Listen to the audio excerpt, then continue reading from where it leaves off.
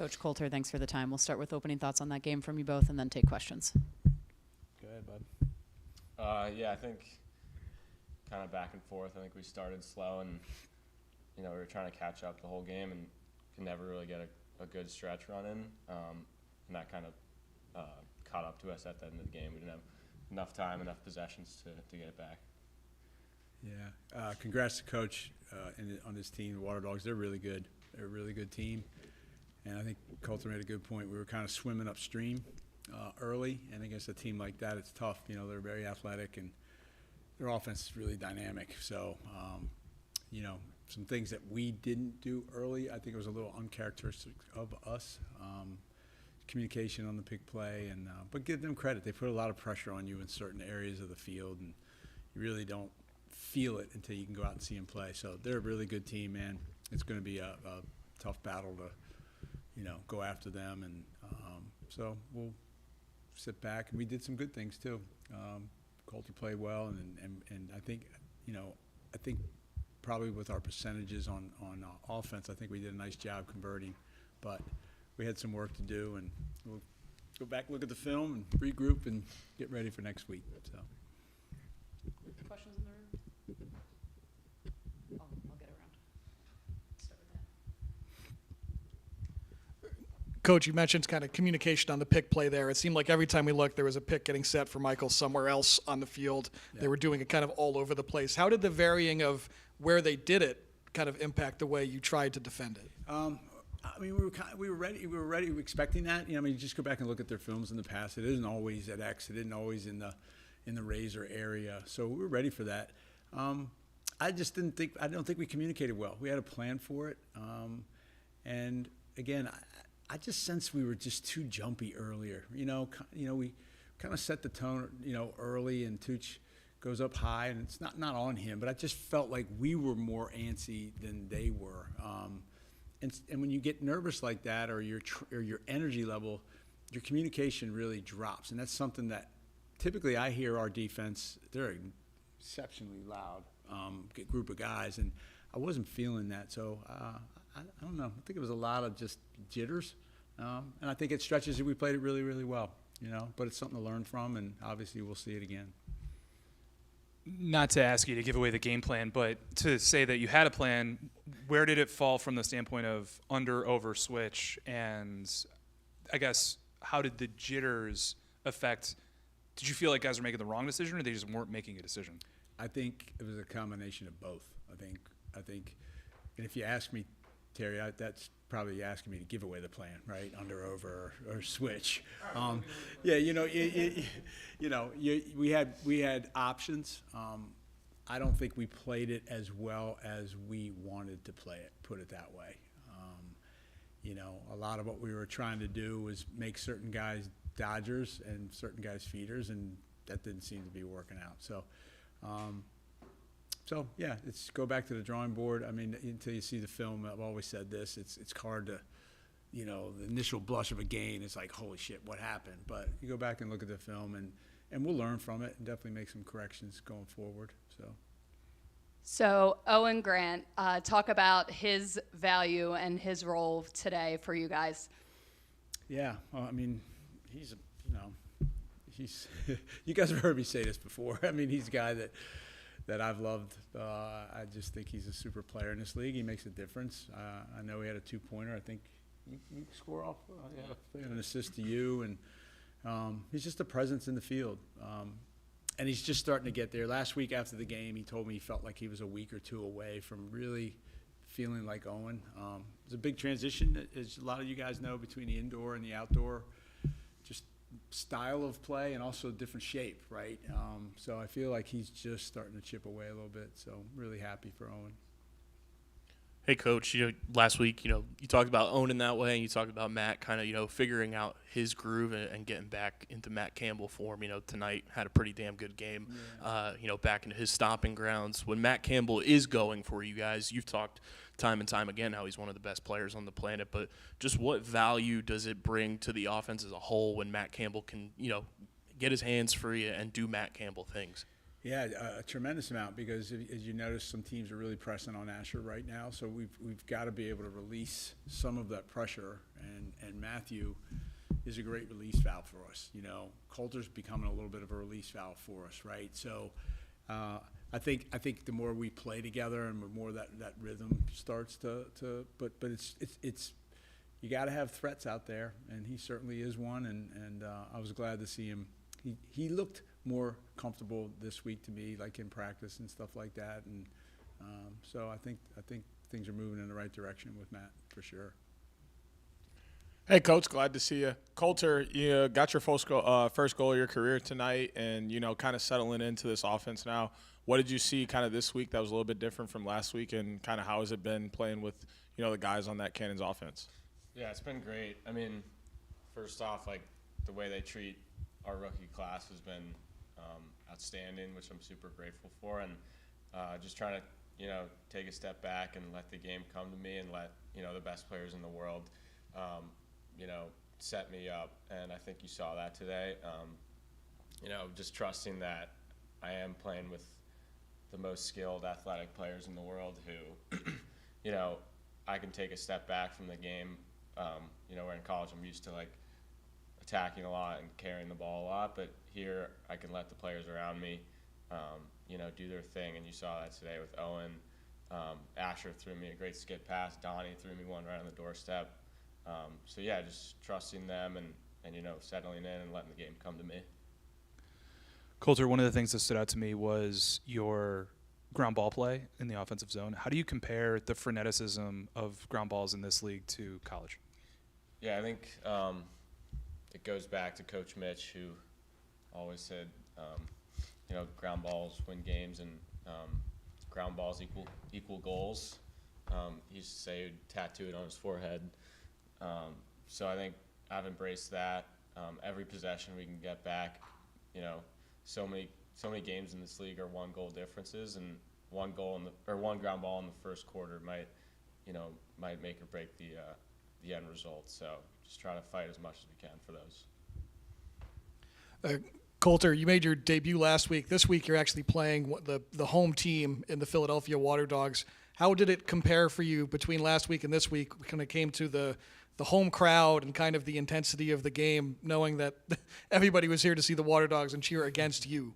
Yeah, it was cool. I think the crowd was, you know, I definitely had a few more people this week than last week. But, you know, it was cool. I actually never been to a PLL game until the first one in Albany. So, you know, just embracing the atmosphere and, you know, all the kids here who are watching us play, it's a cool opportunity, and I know they love it. If I was a kid and this was around, I think I would have been at every game I could be. So, yeah, it's been really cool so far. It's awesome. Any questions on Zoom? Anyone else in the room? Thank you both. Appreciate the time. Thank you, guys. Appreciate it.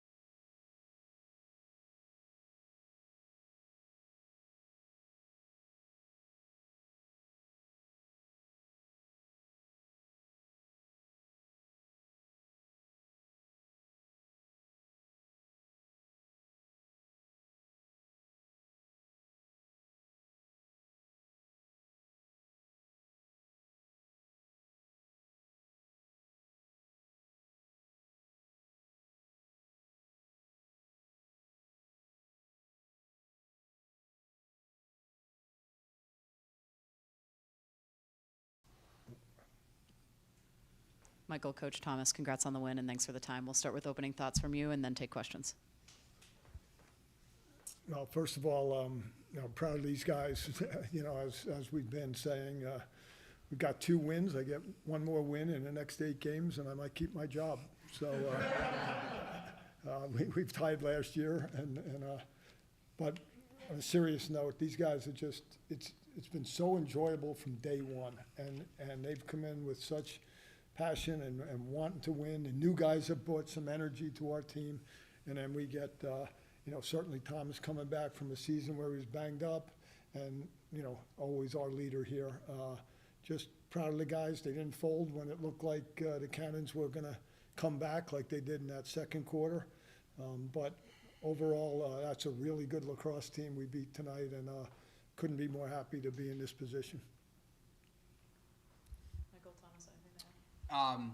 I think, first of all, it's a great win against a great team. I mean, anytime you get an Eastern Conference win, it obviously means a little bit more in this league. So I think to walk away and get one, like I said, against a great team, I mean, I thought defensively we were great. I think offensively, we played great too, just playing simple. And, we knew Kirsch was going to make saves. He's obviously one of the best goalies in the world. So I think to walk away with 14 and, not hit it too, so 14 one-pointers, it's a pretty good day on offense. Yeah, it was a big win.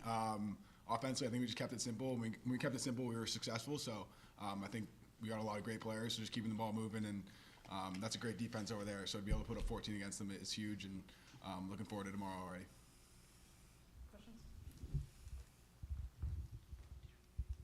Hey, Coach, I know you talked about Dylan and Matt splitting time and, kind of that goalie situation, but what is it like for you to have 2 world-class goalies and to know, especially after tonight, that they're going to go in and make every save you need them to make, and, you can kind of roll with whoever at any time?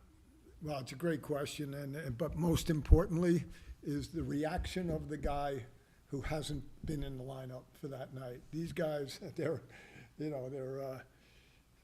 I don't know how to describe it, but I've never seen 2 guys that are in such competition treat each other so well and care about the team so much that they go to the side, they do the iPad, and they check things out for us. They talk to each other, they support each other, and they're roommates too. I don't know if I'm Ward, I don't know if I could handle how much DeLuca talks, but I'm proud of those guys. Most importantly, I think, is these guys trust them both. They couldn't care less who's in the goal, and if you have that kind of situation, it'd be in pretty good shape. Mike, as a local guy, you obviously know how big lacrosse is here. You saw it today in the stands, all that. It's your first win here as a team since 2022 in the PLL championship. Just talk about that. Yeah, I mean, I think, like I said, first and foremost, to win against an Eastern Conference team, I think is huge. But there's definitely something to be said about, playing in front of your home fans. I think, last year, going 0-2, losing 2 in OT, it's tough. And I think to come out here and get 1 and then have an opportunity, to play again tomorrow and turn the page quickly, it's awesome. Coach, can you just talk about the way how your team responded with that second quarter, with that 5-goal second quarter to take the lead? A lot better than I did. They're great, and we've done the same thing 2 games in a row where we've scored a last second goal right before the half. Unfortunately, we gave them 18 seconds to get one themselves, and that's a huge momentum builder. But our guys were just all business. They don't get too high or too low. They're really supportive of each other, and so we made a lot of mistakes out there tonight. But you wouldn't know it by the attitude in the locker room. And then to come out in the third and then make like it was the start of the game again and get those 4 or 5 in a row, that was a testament to what kind of culture we've got in that room. And for the players, how do you think you guys responded after Boston jumped out early? I think we have a lot of veteran guys, and I think we all understand how this game goes. Like, we're gonna score, they're gonna score. They're gonna throw punches, we're gonna throw punches, and I think it's really just like who's able to withstand the most, and I think, you know, our group was able to do that tonight.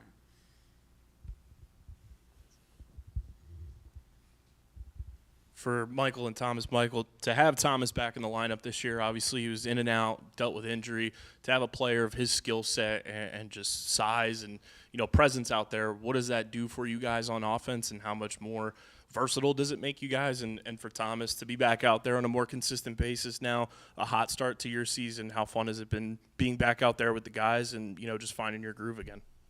Yeah, it's been great. Obviously, last year wasn't the way any of us wanted to go. Personally, as a team, I don't think anyone was really happy with last year. We came in this year with a different mindset, and you know, just kind of going out there and playing my role. We got a lot of unreal players out there on offense, so just finding space and playing off ball, just doing what I can to get open. And you know, we got some unreal feeders like Michael, Kieran, all those guys. So just trying to get open and bury the ball when I get a chance. Yeah, I mean, T-Mac's he's been awesome. I think, you know, I said this about Jake, but I think the off-ball skill set in this league comes at such a premium.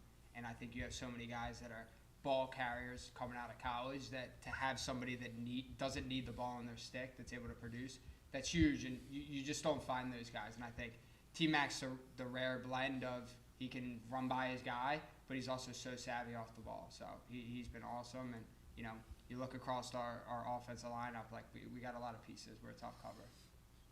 Yeah, and if I can pipe in there, having Thomas here is a blessing for us, because he could have walked. You know, I made a mistake last year. He was banged up early, didn't give him the chance he should have gotten toward the end of the year, and he could have walked away as a free agent. And when I talked to him about that, I explained that to him. He said, "Coach, I want to be a Waterdog," and we're thankful that he did. Coach, it's Kenny Brower's second pro game for you guys. He draws an assignment with Marcus Holman. Kenny finished the game with 4 caused turnovers. Marcus had 1 goal that was just kind of like the fluky over his back. What is it about Kenny's game that you think has allowed him to adjust this quickly and be this comfortable in the PLL just so fast? Yeah, Kenny's in a unique spot. He's basically a rookie. You know, he didn't play at all last year.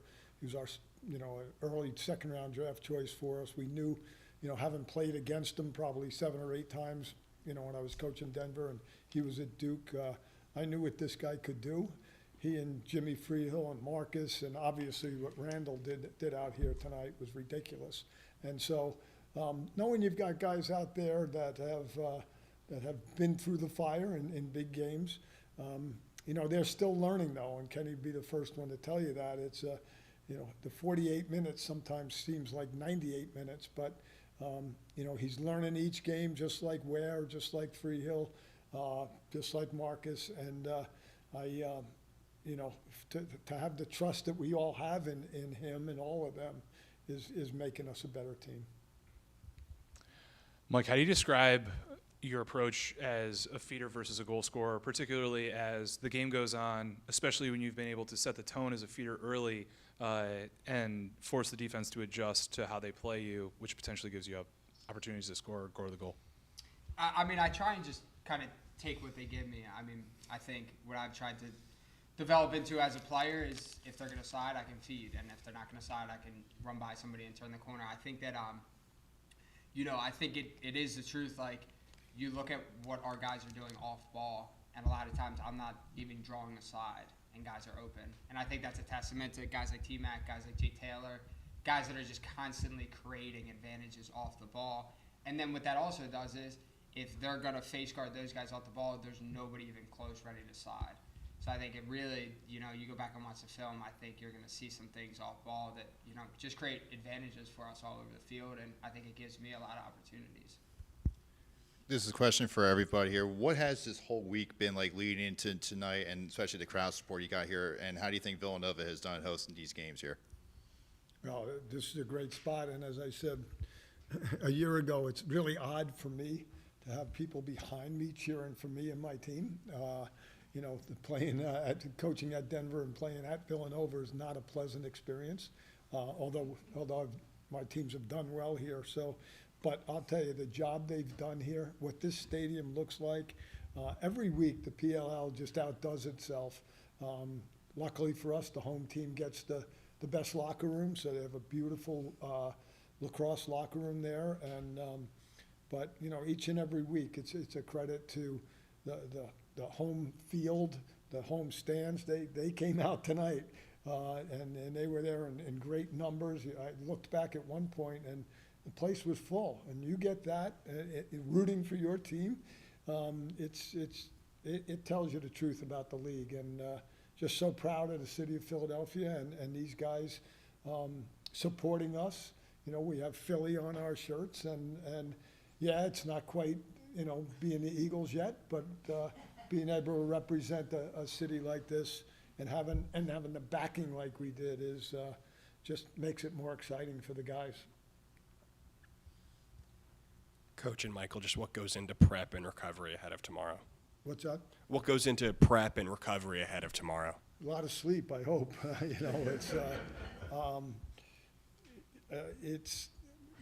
Last year, as Michael said, we lost 2 overtime games here, and this one tonight we had great preparation for. We do 2 Zoom calls during the week. Tomorrow becomes prep in meetings, and that's really it. We know it's a total different team. We know how much talent they have, and maybe offensively the most talented team just got more talent when they brought Bernhard in. But it's as Michael said, every team in this league is so loaded. When you first take a look at their roster, you go, oh my God, how can we ever stay with these guys? And then slowly the guys pick up.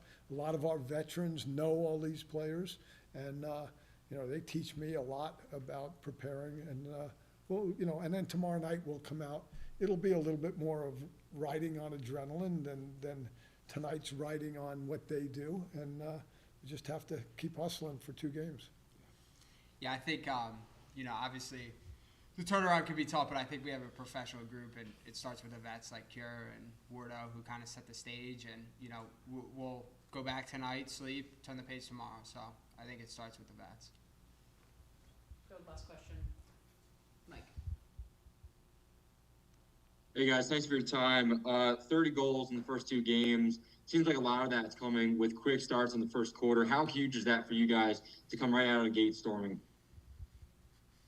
I'll take that. Sure. I think it's a testament to a couple of things. I think one, like I said, we can attack from a lot of different angles. We have a lot of pieces, and I think that Coach Sheridan does a great job, kind of just keeping it simple. And we play within our system under some basic principles, and I think that allows us to play. And I think that we're kind of able to come out and play at our speed and maybe catch some teams by surprise. But I think we also have the ability to make adjustments as the game goes on. And like I said, I think Coach Sheridan does a great job of making adjustments as we go. We come out with a great plan, and that starts with him. So. Thank you, guys. Enjoy the win. Thanks, Grace.